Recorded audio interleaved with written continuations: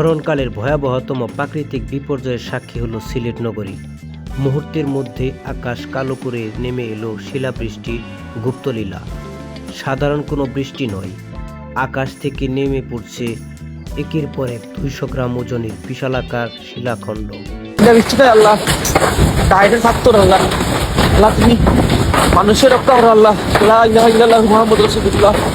মাত্র 10 থেকে 15 মিনিটের এই তাণ্ডবে লণ্ডভণ্ড হয়ে গেছে পুরো সিলেট শহর। বড় বড় শিলার আঘাতে ঝাঁঝরা হয়ে গেছে বসতবাড়ির টিনশেড চাল, ভেঙে চুরমার হয়েছে শত শত যানবাহনের কাজ। হঠাৎ এই দুর্যোগ দিক বিদিক জ্ঞানশূন্য হয়ে ছুটাছুটি শুরু করেছে সাধারণ মানুষ। বিশেষ করে সিলেট সদর খাদিমনগর খাদিমপাড়া এলাকায় ক্ষয়ক্ষতির চিত্র সবচেয়ে ভয়াবহ। ঘরবাড়ির পাশাপাশি ক্ষতিগ্রস্ত হয়েছে বিস্তীর্ণ ফসলের মাঠ। বৃষ্টির পানি এখন ঘরের ভেতর, আর খোলা আকাশের নিচে রাত কাটাচ্ছে অনেক পরিবারের। স্থানীয়রা বলছেন তাদের জীবনে এমন দানবীর শিলাবৃষ্টি তারা আগে কখনো দেখেনি। আবহাওয়া অফিসের তথ্য মতে কালবৈশাখীর প্রভাবে এই আকস্মিক দুর্যোগ। বিদ্যুৎ বিচ্ছিন্ন হয়ে অন্ধকারে ডুবে গেছে অনেক এলাকা।